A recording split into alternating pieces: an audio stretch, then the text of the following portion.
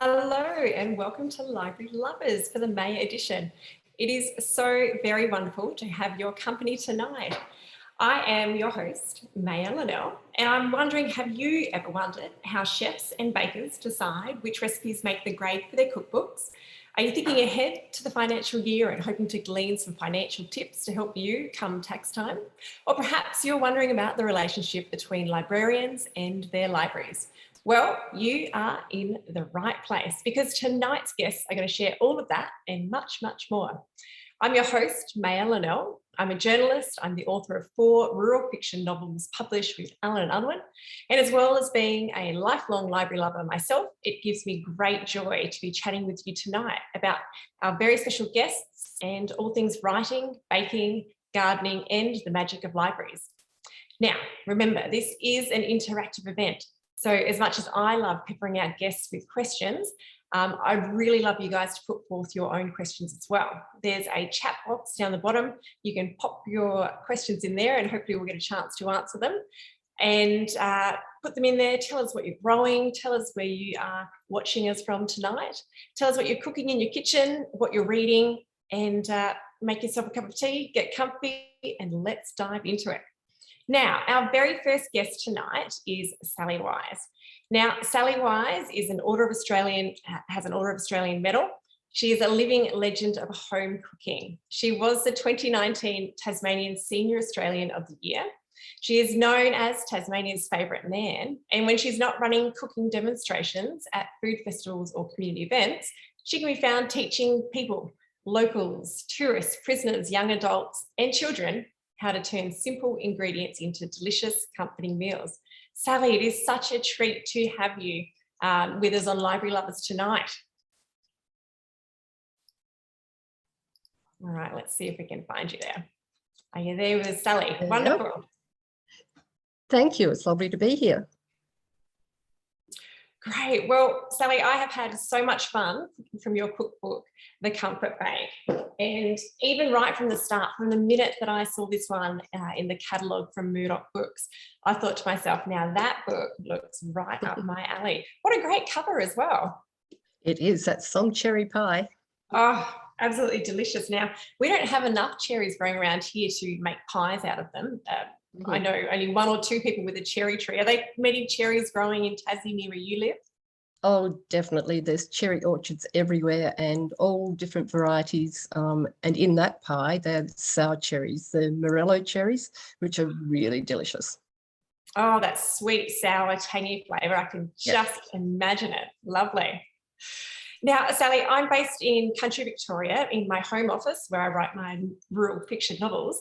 Can you please tell us a little bit about where you're speaking to us from, besides the fact that you're in Tasmania? Entertain the audience with your beautiful stories of where you live and where you work. Okay, well, I work from home as an author, and also we've been running a little cooking school here for about 10 years now.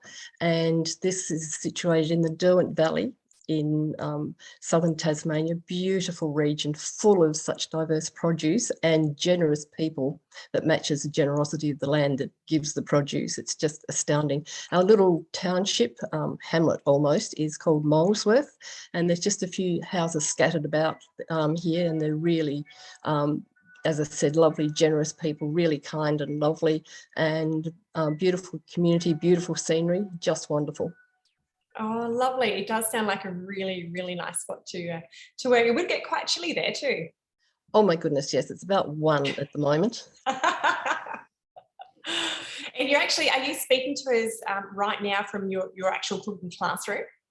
No, there's not much signal out there, we discovered. So I'm down in the house by the lovely warm wood heater that happens to have an oven underneath it as well. So I've been baking in that all day and keeping toasty warm by the fire as well. Oh, fantastic. Dare I ask what you've been baking today, Sally? Oh, yes. Well, let me see. I've baked the everyday bread that's in the book. I've done a Greek lemon syrup cake, Anzacs, of course. They always have to be on the go. And today, one of the recipes in the Comfort Bake is for a topsy-turvy honey caramel upside down cake. But I was given by one of said generous neighbours a great big basket of feijoas. So I thought, well, let's see how that goes instead. And also, I like people to try and guess the fruit. I've not come across it before. So I made the recipe using feijoas and it was amazing. And then I've also made the sweet potato lasagna for dinner. Oh, yes, I made focaccia. Yes, just really probably a normal baking day here. Oh, that is fantastic. I bet that people just pop in all the time, Sally, just hoping that, they might just borrow something and then, sit down for a lovely 3-course dessert. Yes, exactly. And we're known as that, like I say to everyone, don't go past our house hungry, just come in for a cuppa, sit down, have a chat. What would you like to eat? And if I don't have it, well, I could probably rustle it up with the huge amount of ingredients I keep on hand here. And it's just the best fun, a cuppa and a chat, something sweet to eat, something savoury to eat, and just feel relaxed and feel welcome. That is fantastic. Now, I'm just seeing here that we've got the slide up. So let me see, can everyone still see that, or can you see our faces as we're chatting? All right. So we've got people tuning in today from Cairns in Queensland. Thank you, Edith. We've got Gloria coming from Dharawal country. Thank you very much, Gloria. And I think it's really nice to be able to share food and have those conversations around food. Now, Yes. How on earth, Sally, do you find which recipes make the final grade? Is it like choosing a favourite child?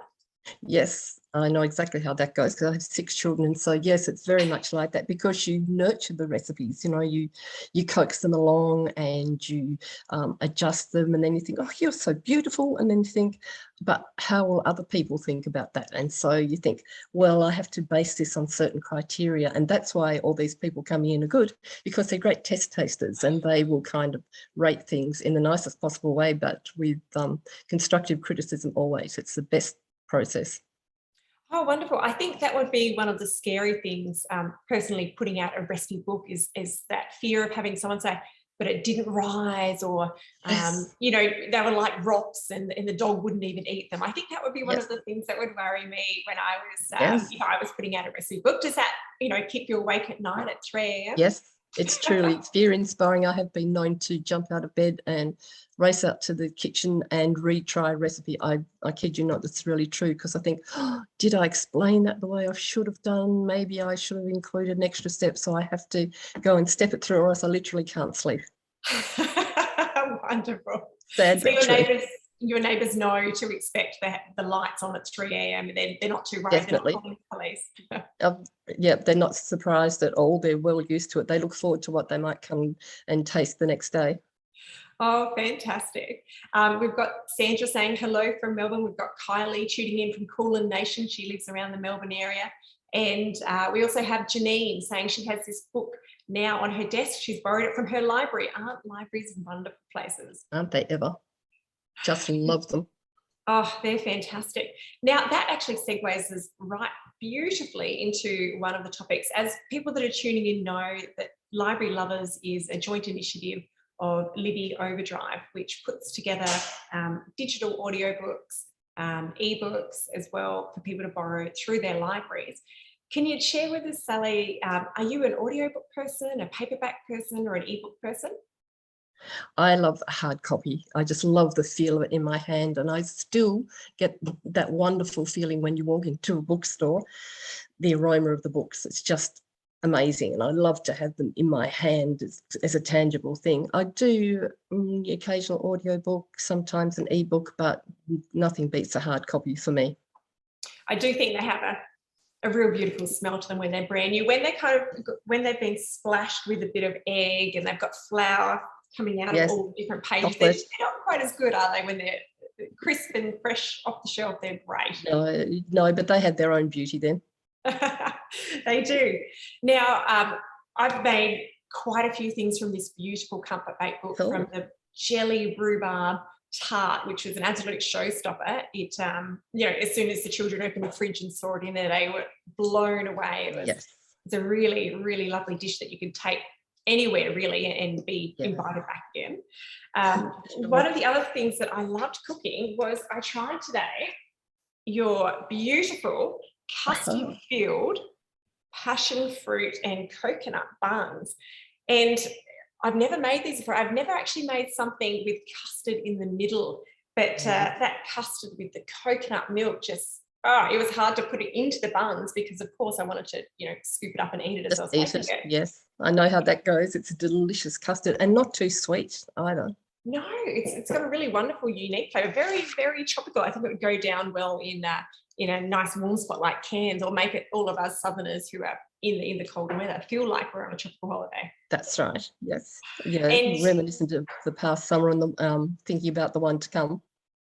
absolutely. Custard. Tell us about your lovely custard club, Sally. Oh, yes. Well, as I said, we live in this little hamlet and we're quite widely separated. All of our properties are at least 5 acres and many of us work from home, run a little business from home. So we don't get to see each other much. At least we didn't until one of the neighbours said to us via text, well, there's quite a few of us who work from home. I'm going to start a Wednesday morning tea. If anyone would just like to come along, just a smoko without the cigarettes for maybe half an hour, and then we'll just have a quick chat and then go back to our respective homes and workplaces. So this started out, and because my nan always taught me, if you're going to go visit somewhere, you must take something with you. That's polite. And so I did, and everybody loved a cake, of course. And then I kind of kept this going for a bit, and I found that whenever there was anything that had custard, they were absolute super beaming instead of just a smile. And if it didn't have custard, I think of the Billy Joel song, the smile ran away from his face, kind of.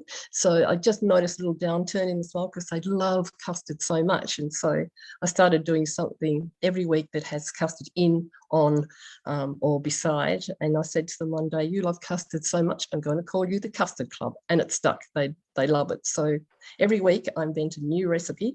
This has been going on for about 2 years now, but always it has custard, as I said, on, in, or alongside it. And it's just turned into a real lark. Well, I don't think you can ever have too much custard. I think it's official. I've just cut this open. Luckily, it's not burnt or anything crazy inside, but look at that beautiful layer of custard in there. So I'm quite excited about that, and the nice bits of passion fruit on the top there. So the children have been eyeing it off since they came home from swimming lessons, and it's like a form of torture to make them wait until after Library Lovers to actually eat it and taste it. They will love it. It's the most popular recipe in the book with all the test tasters. It's my favourite recipe too, so you'll love it. It's the tang of the passion fruit contrasted with that beautiful coconut creamy custard, and who doesn't love bread dough? So it's almost like a brioche dough, so it's easy to do and really, really tasty. Yeah, look, I'm looking forward to digging in. Now, we've had a few more comments as well. We've got Sandra saying that food, reading and writing are 3 of her favourite things in life, and when done all together, it makes for a wonderful life. I agree, Sandra. Yes, totally. Colleen's wondering, Sally, if you could tell us who some of your biggest influences are in your cooking or have been in previous years. Yes, I would say it was both my nans, but one in particular. My great-grandparents had a bakery in Hobart, and she, of course, used to help in the bakery. And her house was always filled with people dropping in, much like here, and always sweet treats everywhere. And the house always smelled amazing, and you always felt welcome.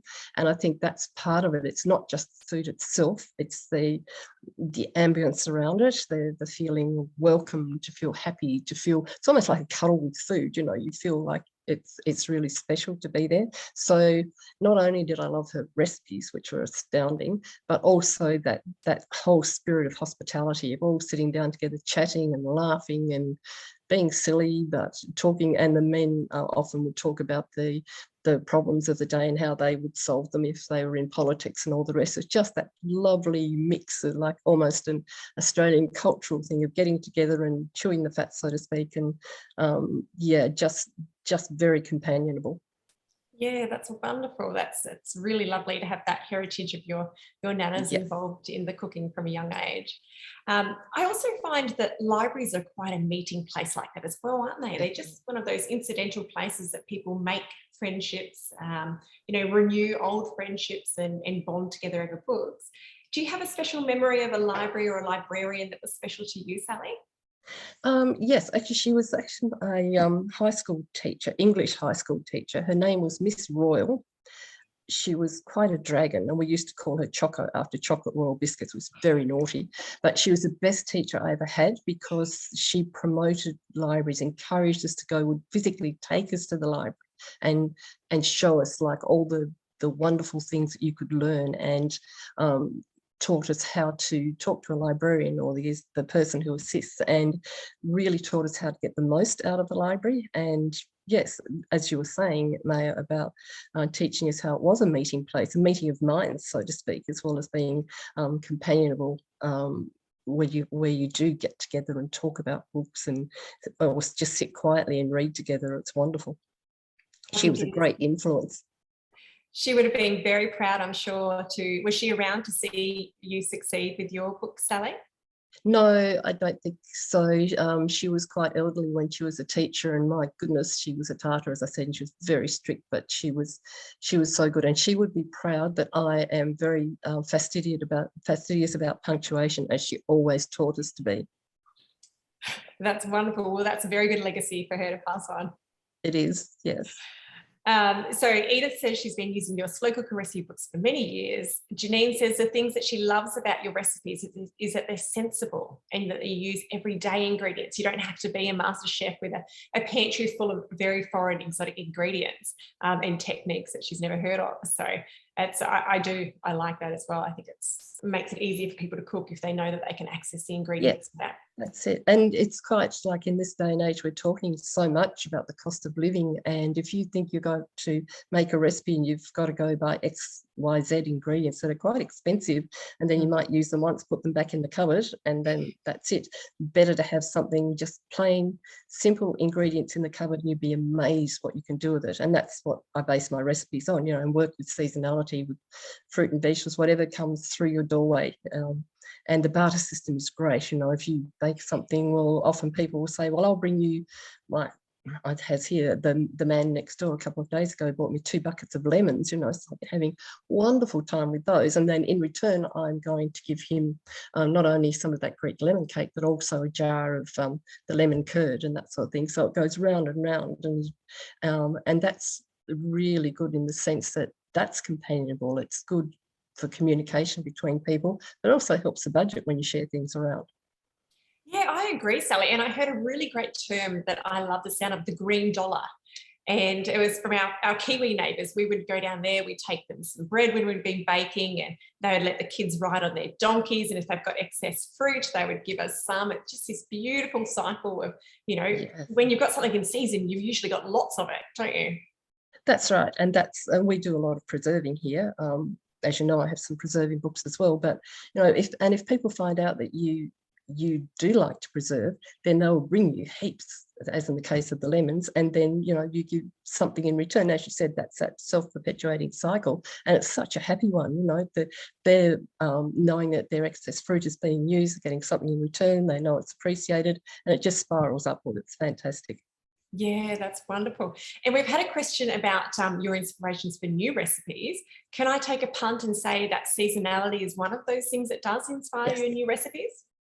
Definitely. Yes, it certainly does. And I just, to write a recipe, I don't really think about, it's very random. I don't think I'm self-disciplined enough. I just get out of bed in the morning and I think, I'll cook today, as I do every day. And then it's like there's this cloud of ingredients up in the air, figuratively speaking, and I kind of pluck them down, match it to what I have by way of fresh produce, and then just go to work and just see if you can create something delicious out of it. It's a very simple process, but it seems to work.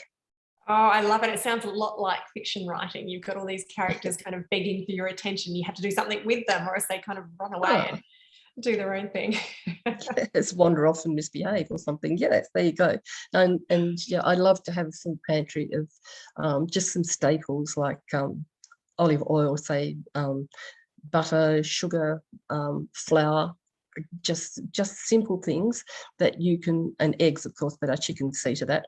And so you can very quickly, if someone comes to visit, you can just quickly throw something into the oven. It takes no time at all. And I love it in winter here because, as I said, I've just got this wood heater for the house, but it has an oven underneath, so I don't even have to turn the electric oven on. And it's just, it's such a luxury. I'm very spoiled in that respect. That sounds wonderful, Sally. And another way I'm sure you keep warm is getting out in the garden. Can you talk us about something that you've been planting or harvesting now that it's the end of autumn? It's more harvesting. We're just finishing off the pumpkins, and the hops have just finished because my husband does a bit of brewing. Plus, I make it's a really old recipe given to me by an old resident of the Derwent Valley for a potato hop yeast to make bread. So I always we grow hops for the two purposes. That's such a beautiful recipe. The aroma flavour is amazing. So we've been doing that. Tomatoes. Our tomatoes didn't read the rule book. They've only just started to ripen. And so every day I'm making tomato relish or tomato sauce at the moment. And of course there's lemons. Often the wildlife sees to a lot of our produce, but that doesn't matter because our neighbours are so generous. As I said, there's been the feijoas, there's been the lemons, there's been so much come our way, and it seems to be, oh yes, we have pepperberries too. It seems to be what the wildlife eats at one person's property, they don't eat at another's, which is very nice of them, seeing as they have to eat a lot of our produce. So by sharing things around in the neighbourhood, we end up all harvesting together but different things, and then no one goes without anything that they'd really like. That works very, very, very well. It does. Now, I've got another question, and we've also got some from the audience. So if anyone's got any more that they want to put through, we've got one from Sandra. I'll get to that one. Thank you, Sandra. I love asking people what they've been reading and what books are really floating their boat at the moment, particularly Australian ones. Sally, is there anything that you've been reading recently that you'd give a shout out to?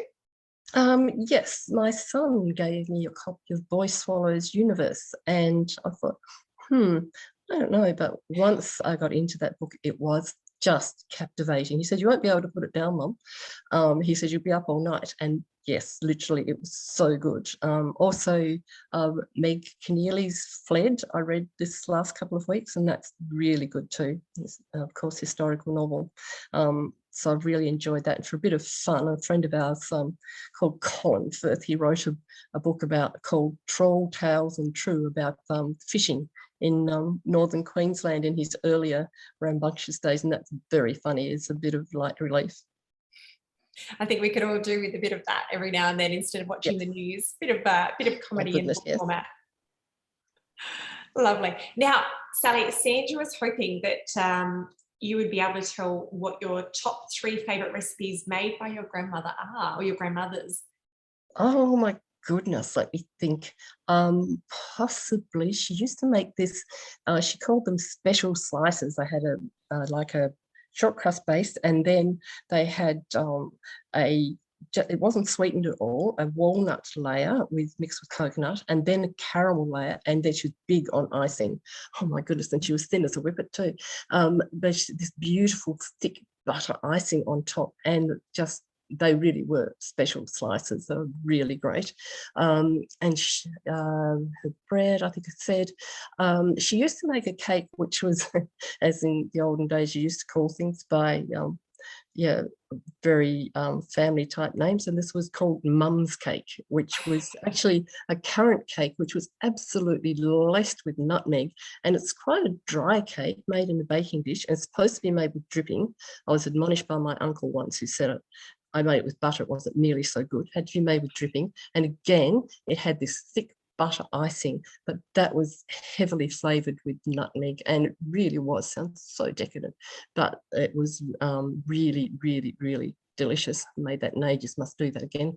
What else did she make? Oh, and of course, little meringues, the little she used to call them meringues, that she would join together, has them pretty pink, and join them together with whipped cream. And sometimes in summer, she would put fresh raspberries through the cream. That was really delicious. I think they're probably my favourites of hers.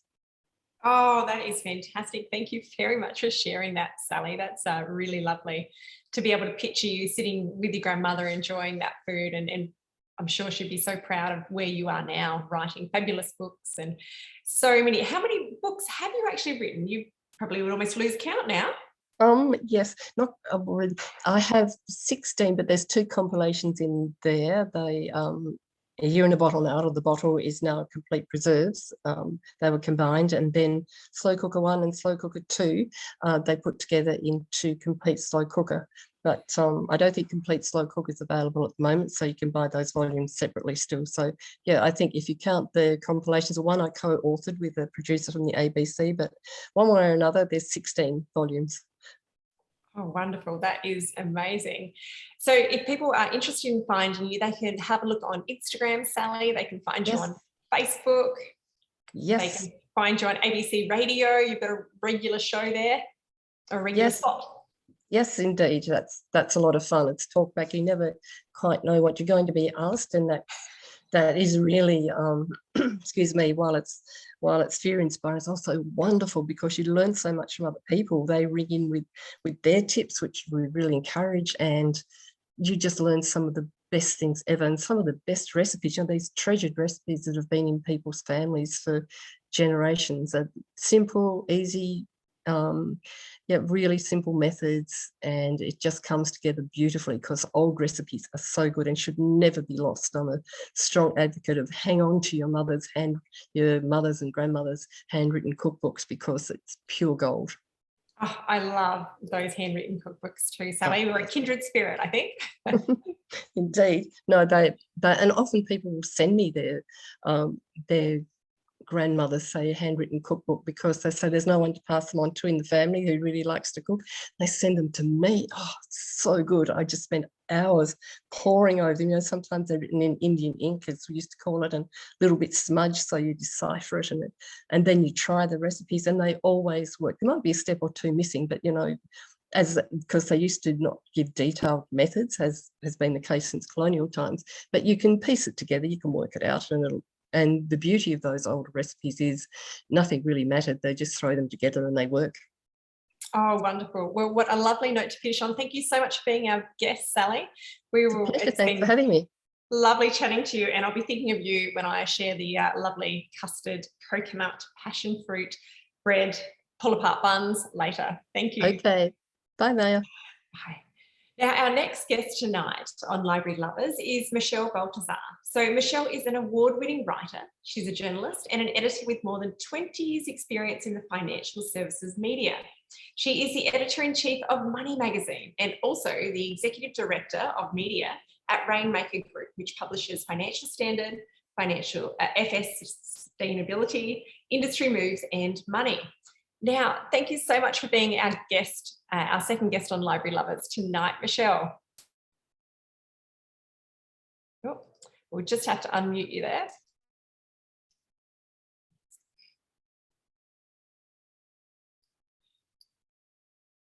Now, I've got people saying they're very hungry now after hearing all about these beautiful dishes. So apologies to everyone who's tuning in and doesn't have something nice in front of them. I know it's a tough act to follow, definitely. Kylie was saying, I'm hungry now. And she got me at custard. You know, that's my favorite as well. Custard pastry, custard, anything. But yes, I'm delighted to be here. I feel like I'm with kindred spirits. I'm a library lover myself, and I'm so happy to be joining your show tonight. Oh, fantastic. So Michelle, whereabouts are you speaking to us from today? So I am based in Sydney.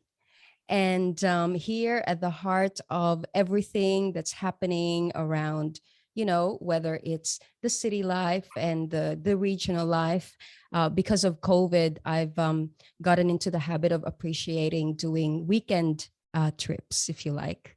So, yes. Oh, wonderful. There's nothing wrong with a mini getaway. I think we do appreciate all that more these days.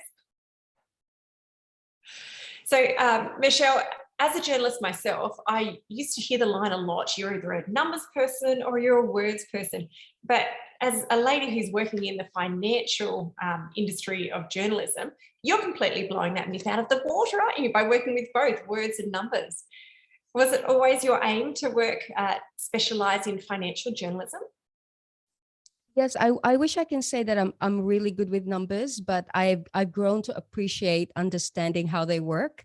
But I've always wanted to write. I remember being a little kid, you know, 5 years old, hiding in the closet, writing comic books, and I don't even remember this, but my best friend at the time said to me, Michelle, do you remember when we were kids, you used to knock at people's doors and give them paper with your writing and you ask them for money? And I'm like, oh wow. So I've loved writing. Certainly with finance journalism, it is a specialist field in journalism, and I really owe it to my mentors early on in my career, where my first job was at BRW, Business Review Weekly. It's now part of the Fin Review. And at the time, I met these two wonderful female journalists, and they took me under their wing. And from then on, I was like, I just want to be in the business of writing about business and finance. Oh, fantastic. And it's lovely to see that all your hard work's paying off, because I saw you've recently joined a Technology Innovation Acceleration Program at the Massachusetts Institute of Technology. Can you tell us a little bit, Michelle, about the process behind this and the scholarship that was specifically designed to help women just like yourself succeeding in journalism? Yes. So the scholarship was provided by the Chief Executive Women, which is a not-for-profit group based in Sydney, but they have presence nationally. And it's really their motto is women leaders enabling other women leaders. And last year was the first time that they decided to put together a scholarship program for anyone in media and advertising. And I just thought, why not? I knew I had maybe a 1% chance of getting it, but I thought, well, why can't I apply for it and see how I go? I'm actually tripping over myself, because even saying that I'm studying at MIT is like, that is just that I just feel so fortunate. And I'm in a long-term relationship, but the only one split second where I wish I was single was when I found that I was probably one of only 3 female students in this course, and there were 60 other male engineers and chief executives. But yes. Well done. Well, congratulations. It's really an achievement. The Money magazine is a really popular title within the Libby catalogue. So if people have the Libby app through their library, they can borrow the magazine and have a good browse through it. When I was looking through the May edition, one of the things that really stuck out was just the variety of the topics and those wonderful letters that people send in to be answered with real questions about real money issues and feature stories. Do you have a favourite section of the magazine, or is that just like when I was asking Sally to choose her favourite child/recipe? I know, because before we go to the printers, I have to look at the magazine from cover to cover, and I'm like, wow, these finance experts, they're amazing. I'm very privileged to work with Paul Clitheroe, who does Ask Paul, so that is definitely my favorite. He's just like that kind of Obi-Wan Kenobi character that knows what to say and make money problems seem easy to solve. So he gives that perspective. My second favorite, and I hope this doesn't reflect on me poorly, but the wine section. So I love seeing, what can I buy for $25? And the pros around the wine section is just amazing. So I'm a big fan of Peter Forrestal, who's based in in Western Australia, where you make the best wines. Margaret River. Oh, I'm looking forward to heading over that way myself later in the year. Oh, fantastic. I also really liked the part of the May edition where you ask contributors, so the journalists that are putting together the stories for the edition, about their dream side hustle. Do you have any dream side hustles?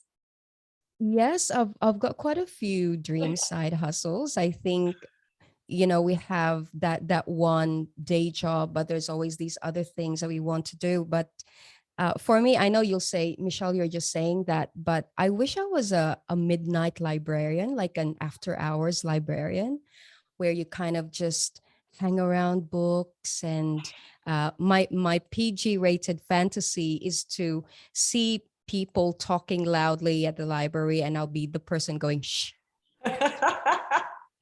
That's why I'm interested in what Amy's going to say later. Yeah, we'll have to ask her. The I'm not librarian. sure. The Midnight Library, that's a great concept. I know there's a book by Matt Haig, isn't there, called The Midnight Library? I think that's a slightly different subject though. Yes, I love that book. I enjoyed reading that book. Yes. Oh, wonderful. Now, it's not that far until the end of financial year, and I'm sure this is something that you guys are thinking about well in advance. Magazines have got that really long lead time. Can you please give all the people that are tuning in tonight and myself a couple of tax tips or things that we should be thinking about ahead of June 31? June 31, and even before June 1. So you're quite early. So I put down a list together just to make sure that I've got this right. But hello to everyone who's tuning in. I'm just disappointed. Everyone's quiet now. Everyone was like saying, I love to bake and all the comments about food, but money is a tricky one, definitely. So my top three tips. One is really, if you have a tax, if you have an accountant, sit down with them and really find out what are the COVID related tax deductions and concessions that you can avail. Mainly because in the last 12 months, there have been so many changes. Listening intently, fantastic. So many changes and things from, number one would be working from home. And what would be the tax treatment for that? Personally, for me, I know that my electricity bill has gone up, my gas bill has gone up because I've been working from home pretty much 80% of the time. So opening the fridge every hour or so, that's putting the bill. So work from home. Second is, Maya, have you heard of the Lamington Offset? No, please tell me. I love the idea that it's something to do with tax and food. I'm intrigued. All right. I managed to squeeze that in. But it's called the Lamington Offset, but it really is the boring and long name is it stands for LMITO, which is low to middle income tax offset. But the good thing about this is, again, it's really just for this financial year that you can take advantage of this, is that you get a rebate of up to $1,400 if you earn anywhere between $48,000 to $90,000 as your tax. So I can see you nodding there. But honestly, you put your tax form in, and that money will go straight into your account. So that's $1,400. But again, depending on your income, it's kind of from anywhere from $420 to nothing after $128,000 in taxable income. All right, and now I've forgotten the third one. Let me just check. Well, I'm excited about that Lamington one. I'll remember that. Yeah, the Lamington Tax Offset. So the third one, let me just quickly look. All right, how can I forget this? But you should buy your handbag before the tax year end. But this is really just to symbolize the fact that you can just get your tax deductions. The distance between you getting your tax deduction and making the purchase is quite short. I think a lot of people do that, but again, just something to bear in mind. Those are the three. Wonderful. Thank you, Michelle. That's very helpful. I think one of the interesting things that people do find, it is that difficult to talk about money because, how much someone else makes compared to how much you're making. It really is one of those tricky conversations, isn't it? You don't necessarily, go out for a power walk with your friend in the morning and say, so how's your income going at the moment? Like, well, you'd ask about your health and you'd ask about your cooking or your gardening, but you wouldn't generally ask how's people's finances going, do you? No, and there's certainly, I don't know why, but people talk about sex quite freely now, and I guess politics and differences in opinion, but when it comes to money, there's still a bit of a taboo around talking about it openly, even with your own if your own partner. It took my partner and I maybe 3-4 years before we got comfortable talking about it. And I'm the one who would sit down and say, right, full disclosure, this is how much I earn. This is what I want to do with my money, and this is how I'm going to retire. And what we want to do with Money Magazine is just to get people comfortable around talking about it. The other thing that I'm trying to champion is to stop money shaming, where people feel guilty if they're bad with money, or they feel guilty if they've made a bad money decision. I think, we need to remove the stigma around that, and just understand that sometimes you make informed decisions, sometimes you don't have all the information. So you make mistakes. I've certainly made mistakes in the past about my credit cards in my 20s, for example. And it definitely felt like Freedom Day the moment I cut my credit cards and thought, oh, thank God I don't have to pay X% interest rate. Yeah, I agree. I think so too. We did that. We put ours in the blender. We were reading the Barefoot Investor, put the credit cards in the blender, and now the blender's got this lovely scratch mark all around it from the credit card. It's not good for your blender. Don't do it. I don't recommend it. Scissors is great. Yeah, I know. The blender, you got to look after the blender. I know, it's a KitchenAid too. What was I thinking? Ay. So but the symbolism is strong. It's like you're really destroying it. You see it going around, and I understand. Michelle, we've had a couple of questions as well. So Gloria's asking whether you've got any tips about super, especially as the market isn't going so well at present. Ooh, Gloria, thank you for that question. Superannuation is one of my pet topics. Firstly, I probably would like to say that superannuation as a long-term investment has actually done incredibly well over time. So I am pro super. But certainly, if you're thinking which one is a better investment, should I take it out of super, or should I not use my non-super money? So let me just take a step back. You have your superannuation money, and that goes straight into your fund. But there's also your personal money, which you can put into super and benefit from the 15% tax rate. So my tip is probably to check if your super fund is one of the number one performers. So maybe if you're in a dud super fund, make sure that you consider switching. But before you do, and this is really the most important bit, make sure that your insurance is not voided. So you get this TPD and life insurance through your super fund, and you pay for that. That is actually, there's a fee deducted for you to have that insurance. Make sure that's not voided if you decide to switch from a poor performing super fund. Oh, that's an excellent tip. Thank you, Michelle. Yes, I didn't realize. That helps, Gloria. Yeah. And there was, Sandra was wondering about your second tip. Now, I'm not sure if she means the Lamington. Is it the Lamington? Tip. That was the great one where you will get the reimbursement to COVID. So what does, with the Lamington tip? Yeah, so I think Sandra missed that second tip. Okay. So they call this the cost of living tax rebate. And this was announced maybe only a month or so ago. Cut a long story short, if you're earning anywhere between $48,000 to $90,000, and that's your taxable income. So for example, if you have property, so obviously your taxable income goes down, you are eligible to get a no questions asked $1,400 into your bank account. And that's as soon as you put your tax return in. So I hope that helps. So there's no strings attached. It truly is just the government saying cost of living has gone up.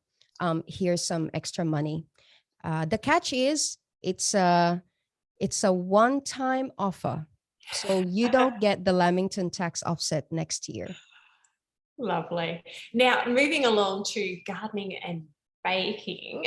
Ooh. Michelle, can you tell us what's going on in your garden? I know that you caught the COVID gardening bug and you're doing a bit with seeds. So can you please elaborate on that? I'm sure you're not the only person who found a real passion for getting their hands dirty and growing things. Okay, so my mom's got a green thumb, but I'm the worst when it comes to gardening. Like literally I touch a plant and it withers and shrivels. And so, but because of COVID, I decided to go to Bunnings, buy packets of seeds and just hope for the best.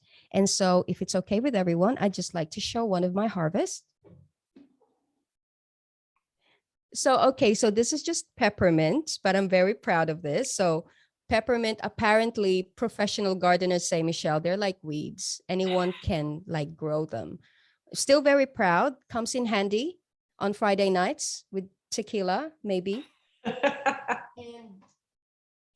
And I've also found new gardening friends. So someone found out that I appreciate fresh produce now. And I have fresh chocos. Do you call this chocos as well? Can you see this? Yes, yes. So look how beautiful that is. Excuse my nail polish. And she said I need to plant one. So I need to plant this one with a bit of a seed. Do you have any tips for me, Maya? Will this grow, you think? I've never actually grown chocos, but I've heard that once you have them, they're hard to get rid of. They're really happy growers. That was the general message that I got about them. So if I was harvesting those seeds, personally, I'd be tempted to cut it in half and scoop out the seeds and dry them on a bit of paper towel. That would be how I would go about it. But I mean, I suppose they'll all rot down underground, but maybe you could hedge your bets and cut it in half, dry some of the seeds on your windowsill, put the other half holeless bolus into the ground and see how you go. Too much effort, Maya. Can I just chuck it in? But like Sally, I'm also harvesting pumpkins at the moment. So super stoked with that. I love pumpkin soup with a little bit of sour cream. So yes. Lovely. You can't go wrong with pumpkin soup. Now, one of the things that I wanted to share was my zinnias. I've been harvesting these beautiful zinnia seeds and just drying these in my window in the sunshine because every petal has a seed on the end. Oh, wow. So the wonderful thing about once you plant zinnias, the second that you cut them and put them in a vase, they'll stay in the vase beautifully for a good week or so. Then save the seeds, put them in next season, voila, never-ending supply of zinnias. I think I might do that. I have got probably about 4 buckets worth of seeds of zinnias. So really I could start a whole flower farm just of zinnias with this year's harvest of seeds. So highly recommend them for good seeding qualities. Love it. I'm already a convert. I think I'm going to buy. Can I just buy zinnia seeds from Bunnings? Yeah, Bunnings? You certainly can. Yep. But you also know a good gardener, so I can possibly send you some seeds. Oh, love it. Wonderful. Now, where can people find out about the Money magazine online before we let you go, Michelle? Oh, yes. So very quickly, our website, moneymag.com.au, and we have 2 free newsletters that go out Wednesdays and Saturdays. So I write a little column on money there. And from moneymag.com.au, we have Insta and Facebook also under Money Mag. Wonderful. Well, thank you so much for being our guest, Michelle. It's been lovely chatting to you, and I'm sure everyone's gotten some information out of your lovely tips. Delighted to be here and look forward to getting more questions. Please send them my way. If you want me to give them to Paul Clitheroe as well, I'm your hookup. Just give them to me. Wonderful. Excellent. Thank you very much for that, Michelle. Lovely chatting. Thank you. Now, our final guest tonight is Amy Heap. Now, Amy Heap is the Outreach and Promotions Coordinator at Riverina Regional Libraries in New South Wales. And she's also a regular book reviewer on Instagram. So she's a bookstagrammer. It is really lovely to have you on our show tonight. Amy, thank you very much and welcome to Library Lovers. Thanks for having me, Maya. Now, you've got to really answer that question from Michelle. Is there such thing as a midnight librarian? Not where I live, unfortunately. I mean, I'm still a librarian at midnight, so perhaps. I think that would be really neat to have a 24-hour library. I wonder what the uptake would be. Yeah, there are 24-hour libraries and some libraries that are just open to the public but not staffed overnight. Wow, really? Yes. Yeah. My mind is blown. I can't believe that. That's wonderful. Yeah, I think that would be awesome because, you know, when the urge strikes, you need a book. your library should be there for you. Oh, that's wonderful. I'm going to have to look them up just for my own curiosity to find out where they're located and possibly organise a holiday or a road trip around one of those. Now, Amy, the Riverina Regional Library is the largest regional library service in New South Wales. Is that right? That's huge. It is, yeah. It covers a really large geographical area. We've got 19 branches and a mobile library. So we start all the way down on the border with Victoria, with Corowa and Mulwala. We go up into the Snowy Mountains to Talbingo and Tumut, and out west to West Wyalong. Oh, lovely. That's a fantastic big swathe of countryside there. I've driven right through there. So it's a lovely part of the world. It is. And please do come and talk books at our libraries. Oh, it sounds good. I will certainly make sure next time we're driving through Wagga Wagga, we'll call in and do something. Now, can you tell me, Amy, why libraries are special to you, please? Well, I didn't go to libraries as a child. I kind of discovered them when I had small children myself and went to story time. And I looked around and thought this would be a great place to work because I am very bookish. Obviously, libraries are full of books. But when I went to uni, I learned so much more about libraries, and there is so much more to them. Not just free books, ebooks, e-audio books, magazines, DVDs, but also computers and Wi-Fi. They're a place for everyone. Everyone in the community is welcome in the library. You go there and nothing is expected of you. You don't have to buy anything. It's cool in summer and warm in winter. They're just a great place for the whole community. I love that. I think that is so true. And I do tell people that, how much does it cost to join a library? How much does it cost to borrow 100 books? And sometimes at the school talks, the children will put their hands up and try and guess. I say, no, it costs nothing, absolutely nothing. Yeah. And, they are there for everyone, which is the best thing about them. Yeah, yes, absolutely. Now, you have a lot of books come past your desk, Amy, and you do a wonderful job of reviews that just, are short, sharp and shiny and make sense. Can you tell us what the process is like of selecting those different books that you review? So I read, around 120 something books a year, and I have really broad reading taste. So essentially I review every book that I read, and some of those I just share with, a photo and text type of reviews. And I am a member of Goodreads, so I store them all there.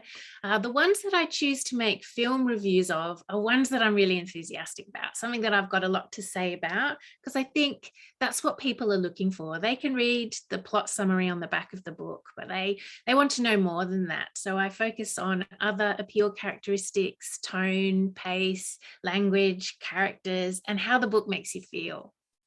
I think that is so important, isn't it? It's that beautiful way that a book will move to you and will speak to you and remind you of things, or, leave you smiling or leave you crying. Yes. And that's the sort of thing you get from the more personal reviews, I think. Oh, that's wonderful. Now, while we're on the subject, can you tell us an Australian book recently that you've read that you've really liked, that you feel like more people should be reading? Oh, this is so hard. It's fun. I was thinking about Claire G. Coleman. I really love her books, and James Bradley. And this morning I finished on the Libby app an e-audio book of The Competition by Catherine Collette. But the book I'm going to talk about is, seeing as I can only have one, is The Rook by Daniel O'Malley. This is the first in a series, and the third is coming out in October, which is why I'm still talking about it. This is about a woman who wakes up in a London park surrounded by dead bodies, and she doesn't remember who she is. And she's got a letter in her hand that starts with, "Dear you, the body you are in used to be mine." And she discovers that she works for a secret government organization in the supernatural department, and she has to kind of solve the mystery. So it is a supernatural thriller, but the thing about it is that it is so funny. It is a cheerful and heartwarming and uplifting read, and that's why I can't wait for the next one to come out, and I highly recommend it, The Rook.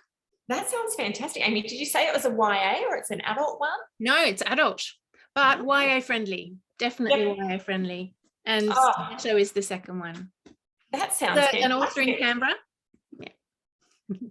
Lovely. Well, thank you for that recommendation. It's not one that I'd heard of before, but listening to you speak about it, it sounds like one I'd probably absolutely love. It's one of my absolute favourites. Oh, great. Well, thank you for that recommendation. Now we've got Julie saying that's why Libby is so good. It's 24 hours. So it's like your own personal little library in your pocket that you can listen to or read an ebook at any time. Great point, Julie. Thank you. And magazines, don't forget, you can borrow magazines on there too.